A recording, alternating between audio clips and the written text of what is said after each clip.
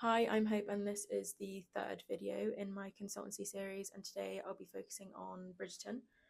I just wanted to give a little disclaimer before I started that some of these video consultancies will be longer than others. I'm doing a mix of both flash and developed, and the last two I would say were the more developed versions of these breakdowns I'll be doing, whilst this is a shorter format video, which goes into less depth but will still hit the major points of where the content currently lies in this specific instance, Bridgerton, what piques audience interest, and therefore how can we further the branding of this specific topic. So I'm going to start with the context of Bridgerton. Bridgerton was originally a series of 8 books written by Julia Quinn, following the story of each of the Bridgerton siblings, which the successful TV series was based on, but doesn't exactly follow.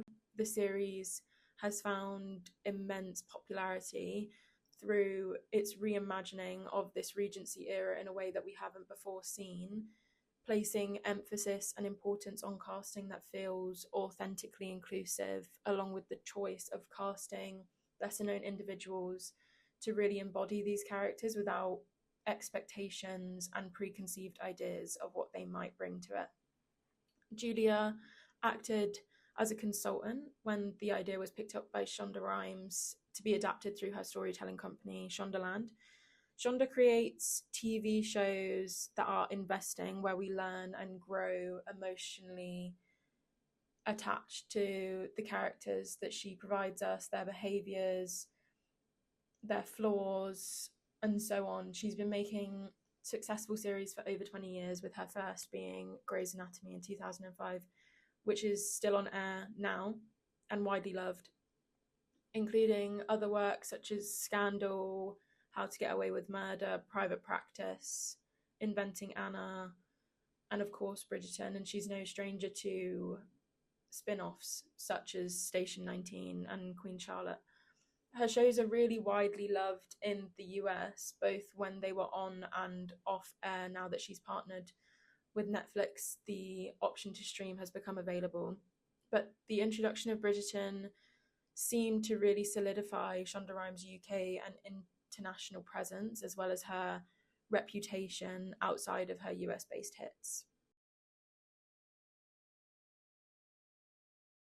Which brings me on to talking about the popularity of the show generally. It was directed and designed to attract millennial and Gen Z audiences, which it has done and more, because it's popular amongst women aged 18 to 64 fairly equally. The show, when it first released, found itself in the top 10 of every country which provides Netflix apart from Japan.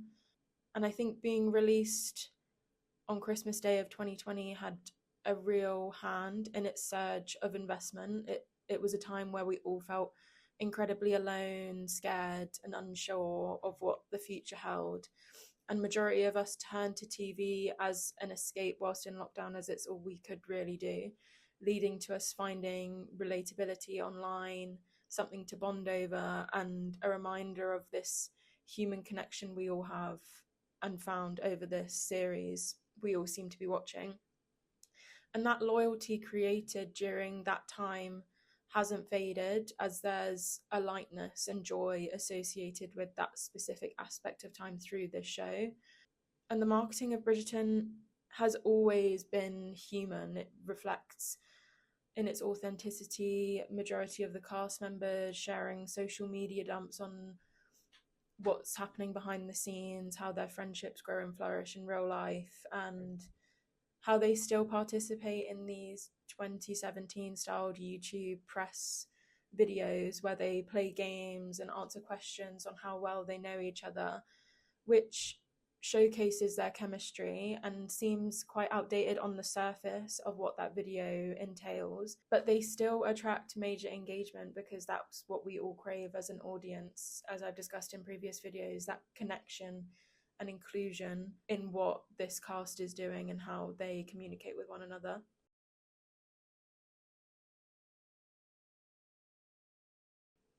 Which brings me on to the current zeitgeist. My 2 previous videos and their rundowns of the current zeitgeist inform this one. So for this, I'll be focusing specifically on the rise in physical media.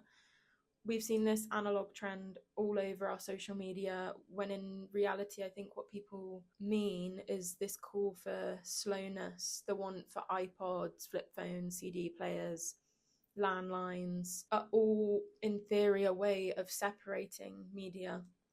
Not allowing everything to be in one place means it's harder for you to doom scroll because you aren't actually using your phone nearly as much, limiting what it's useful for, taking away the attributes you would usually go on your phone for and applying them elsewhere means you're less likely to succumb to this temptation to scroll for a dopamine hit. Brands like Brit are seeing a jump in product interest this year, and paired with the number of digital detox app advertisements, it mirrors this want and need to get off of our phones and this rising consciousness about seeking out the tools in order to do that. As I've mentioned, analog in this context is being confused for physical media. What we want is to own things and rely on them not being able to change.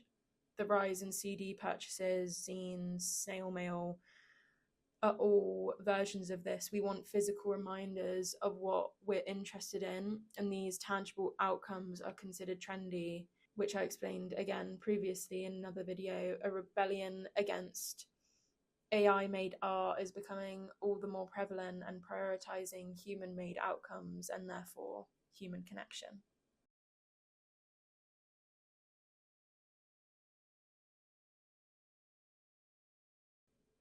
As I've said previously, TV and film marketing has changed dramatically in recent years. I'll be building on this idea for this specific consultancy.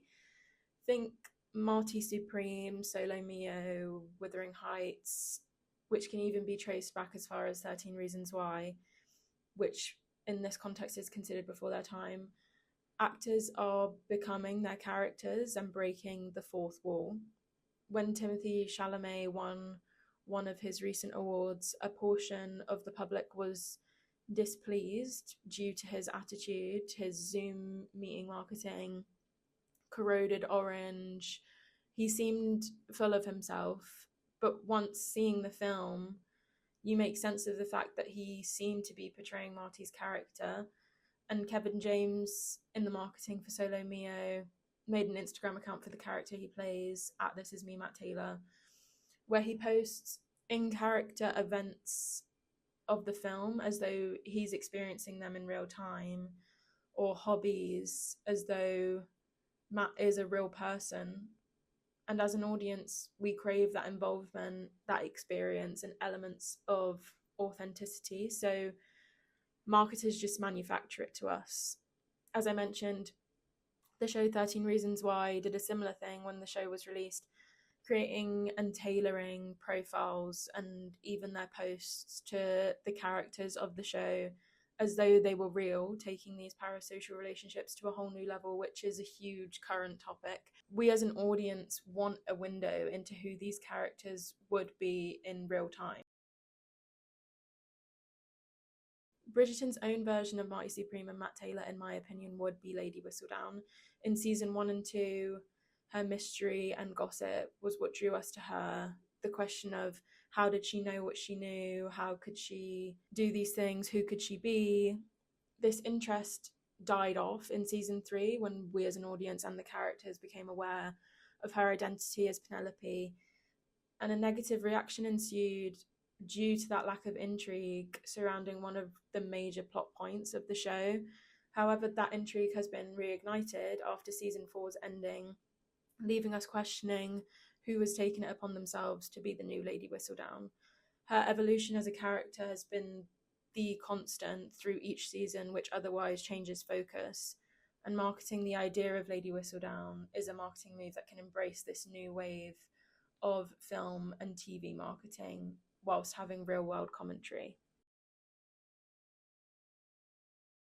Snail mail, as I mentioned in the current zeitgeist portion of this video, is a trend built on letter writing, which includes keepsakes, ephemera, thought pieces, or pen pal styled writing updates, sometimes involving packages and usually used for personal connection and correspondence. So there's a level of intimacy in this writing. So not far removed from Bridgerton in relation to the instalments released by Lady Whistledown, both embracing this marketing and a nod to the communication avenues of the era in time Bridgerton was set, as well as the modern resurgence of this prioritization of tactility. I would pitch that Shonda launches a physical Lady Whistledown under the umbrella of Snail Mail to participate in all of these areas whilst remaining authentic to the show, releasing an in real life version of a massive theme that the show is built on and around, but also maintaining its foundations. It would act as a subscription, a version of mail that follows a traditional sense. It's delivered by post, involving letters written in the tone of specific characters, postcards, installments discussing characters in the tone of Lady Whistledown, as they do in the show, but also inclusions of other think pieces that are removed from Lady Whistledown and take on an article style of writing, which would delve deeper into specific topics that are either lighthearted, touching on the style of the time the show's set in and how that can be recreated in a modern way, but also deeper aspects that the audience are talking about, like the neurodivergency of Francesca's character, or the possible neurodivergency of Francesca's character, and how it means aspects of intimacy and communication appear and manifest differently in a relationship. It would range from lifestyle, surface gossip, genuine help, discussion columns, with aspects of Lady Whistledown and her tone overarching the release. It would take on a handwritten style, formal, delicate, aesthetically pleasing, with keepsakes enclosed, referring to the same trends I've previously mentioned of analog consumption, written media, slowness. Snail mail feels, in this context, very personal in regard to a show this big, making an audience feel more involved in this ongoing series and maintaining the existing buzz it has around it already. So in summary, it would be launched formally as Lady Whistledown's mailing list. Bridgerton season 4 set it up so we don't know the voice of Lady Whistledown, which leaves these releases very open-ended to the idea of guest writers and having them focus on different issues and how it can change from instalment to instalment, focusing on specific ideas, following that snail mail etiquette. It could start post-series right now, discussing audience reactions, as I just stated, and create specific release schedules for when the new seasons are back up and running to tease each episode or installment. And that's where I'd like to see Bridgerton's marketing heading. Thank you very much for taking the time to listen to this one.